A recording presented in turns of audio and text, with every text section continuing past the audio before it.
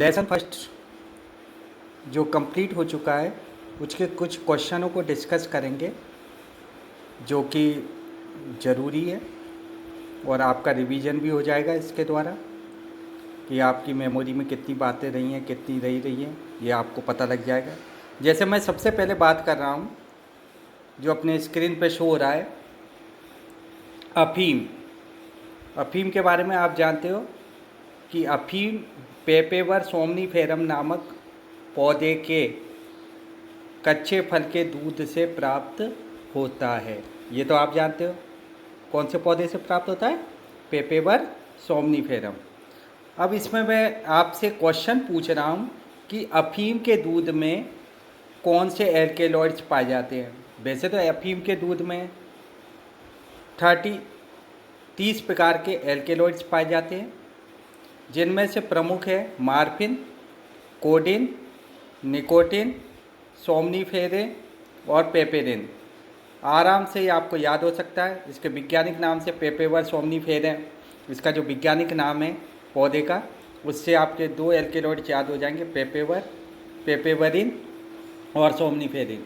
जो फर्स्ट और second number के जो एल्केलॉइड्स हैं मार्फिन और कोडिन, ध्यान देना, फर्स्ट और सेकंड नंबर के जो एल्केलॉइड्स हैं मार्फिन और कोडिन, इनका उपयोग दर्द निवारक दवा बनाने में किया जाता है। दवा बनाने में किया जाता है, दर्द निवारक।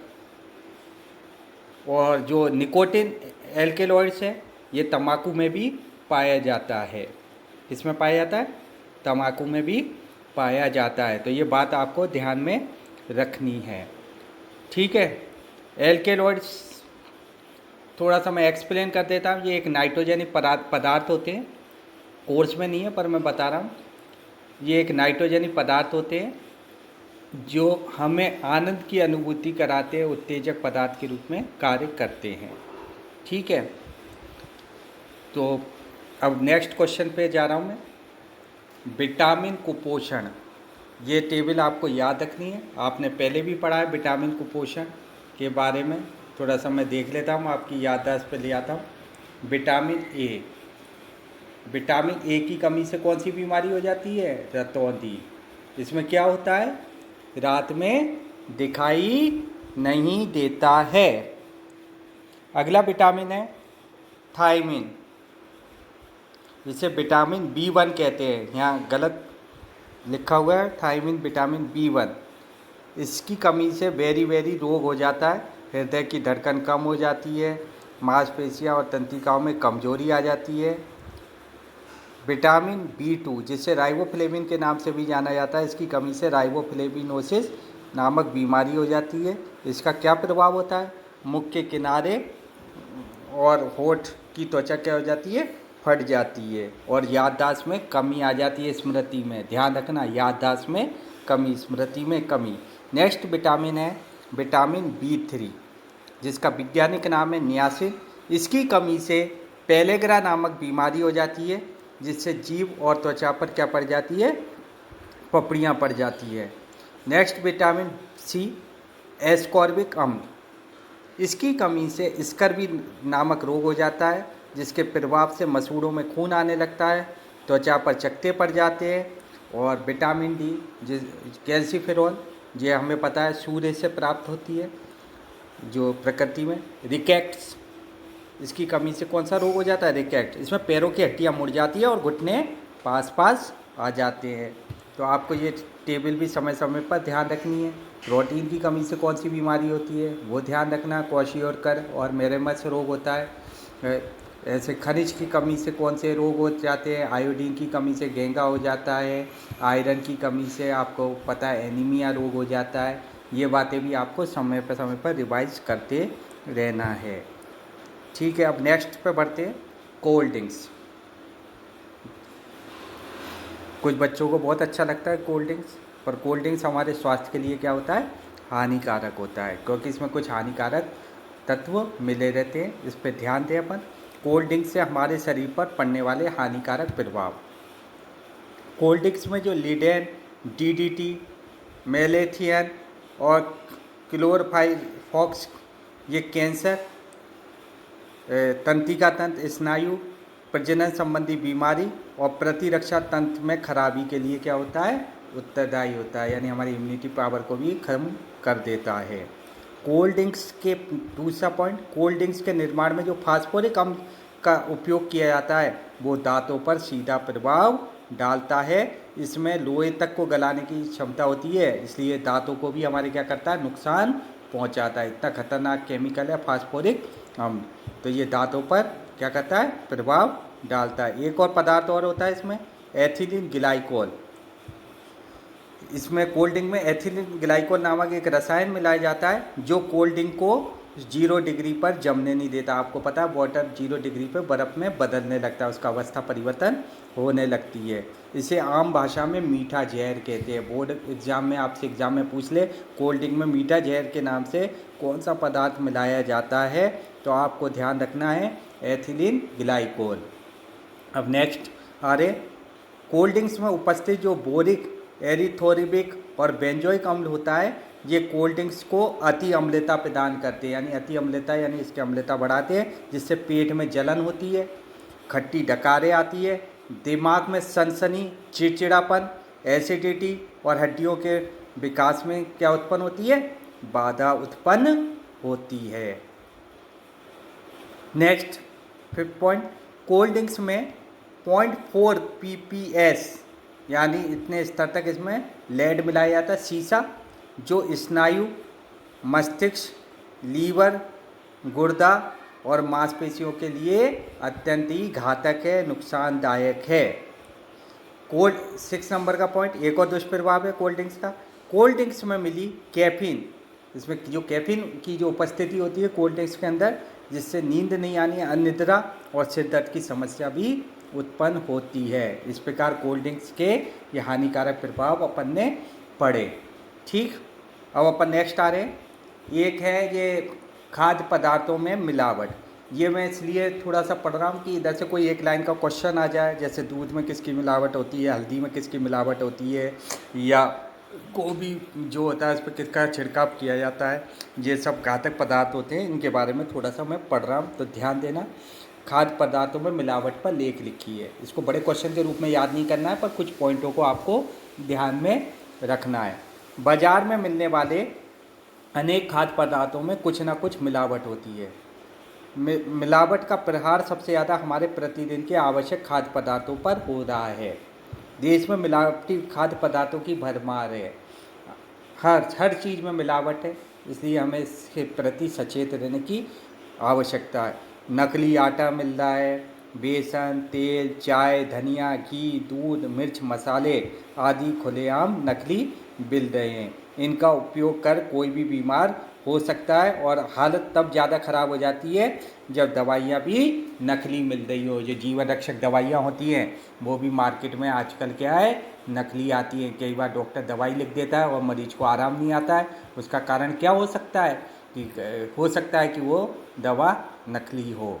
आजकल लोग दूध के नाम पर, जो दूध है नकली दूध तैयार किया जा रहा है, urea, detergent, soda, poster colour और रिफाइंड तेल पी रहे हैं। यानी अपन दूध के नाम पर जो नकली दूध आता है उसमें ये हानिकारक पदार्थ होते हैं। दूध के नाम पे हम क्या पी रहे होते हैं, यूरिया जो अत्यंत घातक है, डिटर्जेंट जो सर्फ वगैरह जो होते हैं, जो आप कपड़े धोने, सोडा, पोस्टर कलर और रिफाइंड तेल ये पी रहे हैं।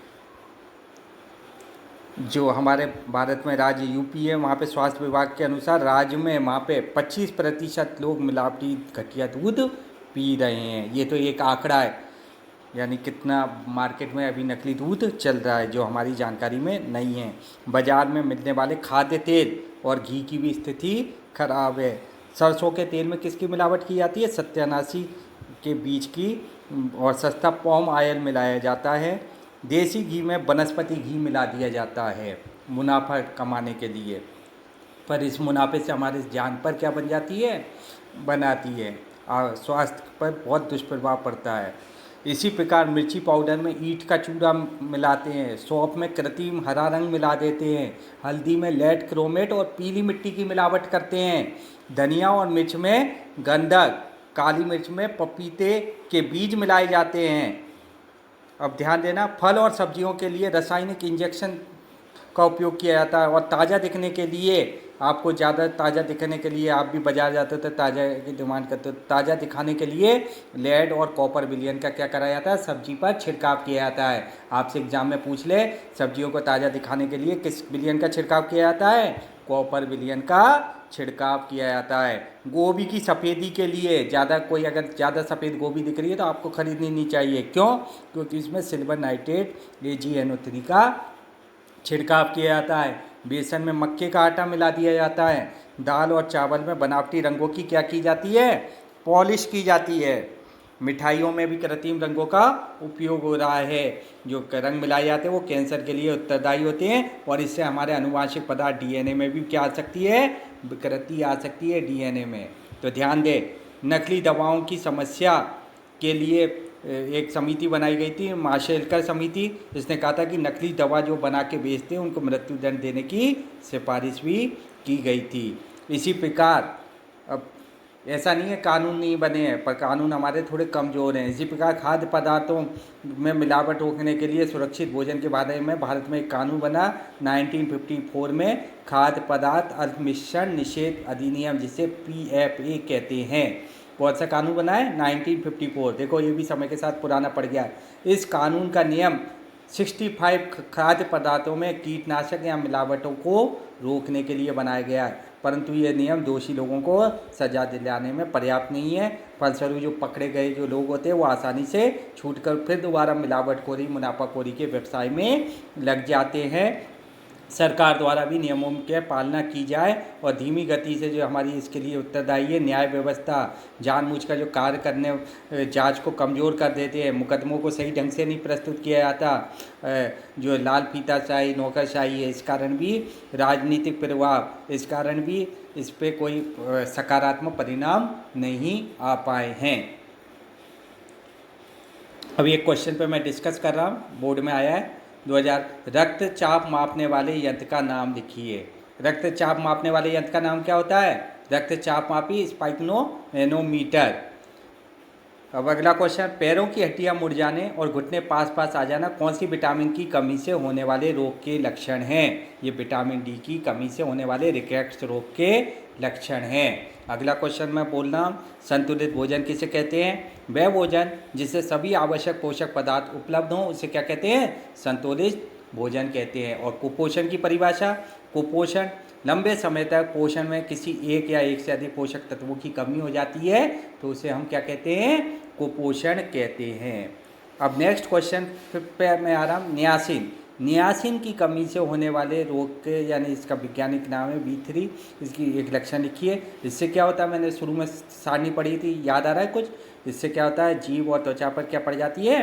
पपड़ियाँ पड़ जाती है। अगला क्वेश्चन, मांसपेशी संकुचन और तंत्रिकीय आवेग का संचरण किस तत्व द्वारा होता है? ध्यान देना, इसका संचरण सोडियम तत्व द्वारा होता है। मांसपेशी के संकुचन और तंत्रिकीय आवेग का संचरण सोडियम तत्व द्वारा संपन्न किया जाता है।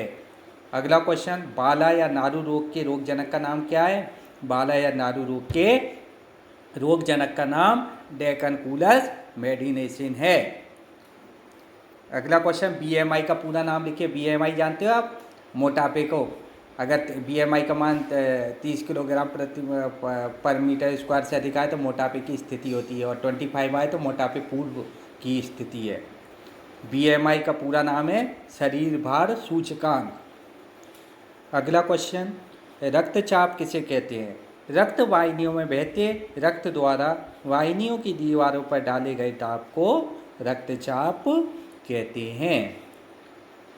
अगला क्वेश्चन, किन मरीजों को पोटेशियम युक्त भोजन करना चाहिए? ध्यान देना, ये भी अच्छा क्वेश्चन है।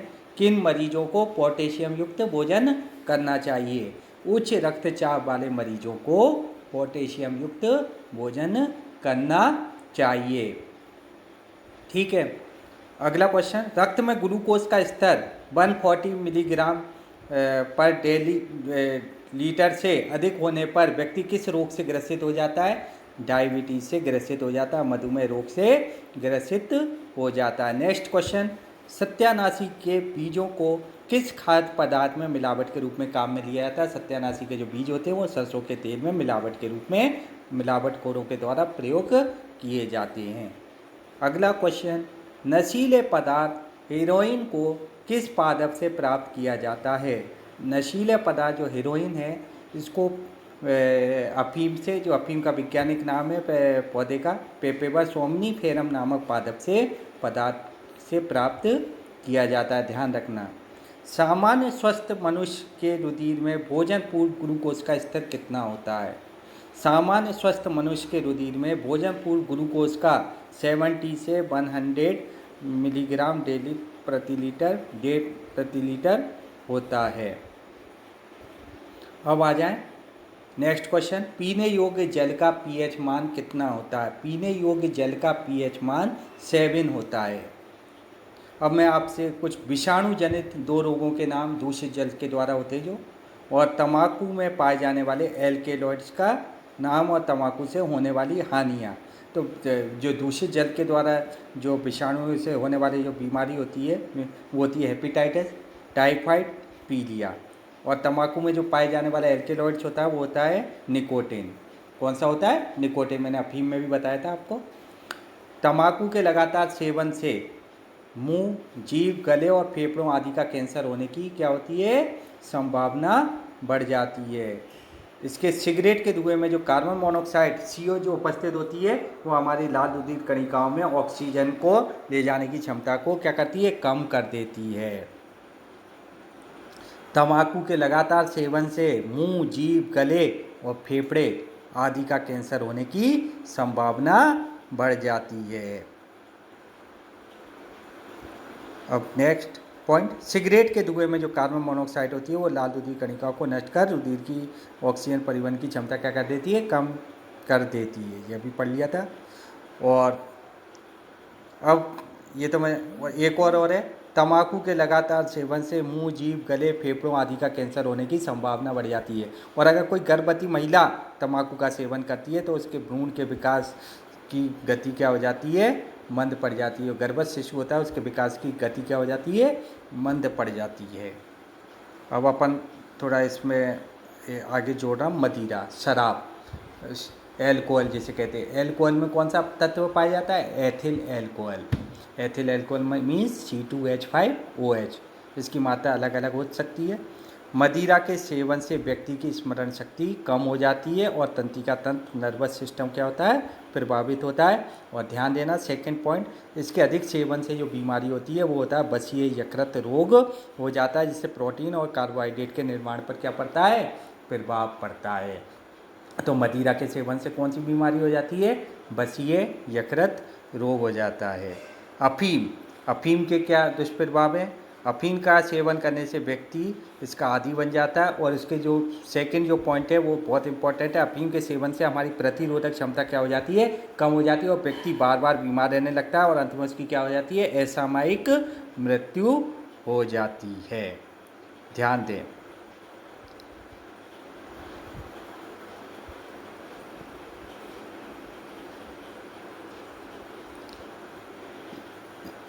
तो ये कुछ क्वेश्चन थे जो मैंने आपके सामने डिस्कस करे। इसके बाद में मैं एक बात और कह रहा हूँ, थोड़ा नशीले पदार्थों और जल वाले टॉपिक को थोड़ा आप डिटेल में पढ़ें। गुटखे के बारे में भी ध्यान रखना। गुटखा कत्था, सुपारी और संश्लेषित खुशबू धातु वर्ग के द्वारा तैयार होता है। गुटखे के अत्यधिक सेवन से व्यक्ति का मुंह नहीं खुलता है, उसके जबड़े की मांसपेशियाँ क्या हो जाती हैं? कठोर हो जाती हैं। और ये कौन सी बीमारी कहलाती है? सबम्यूकस फाइब्रोसिस कहलाती है। तो गुटखे के सेवन से जो बीमारी होती है इसका भी नाम याद रखना है, सबम्यूकस फाइब्रोसिस। और इसके अलावा आपको विटामिन, प्रोटीन और ये खनिज की सारणी को भी समय समय पर रिवाइज करते रहना है। आपको रेगुलर स्टडी रखनी है। आप रेगुलर स्टडी करोगे तो कोई प्रॉब्लम नहीं आएगी। लास्ट में एग्ज़ाम आने से पहले भी मैं कुछ क्वेश्चनों पे डिस्कस करूँगा। तो आप यूट्यूब चैनल पे मेरे अपने सब्सक्राइब करते हैं, जिससे भी कोई अपडेट हो, कोई नया वीडियो हो या कोई सूचना हो तो वो आपको आ जाएगी। ठीक है, तो नीचे सब्सक्राइब भी आप कर देना। Thank you, that's all, see you tomorrow.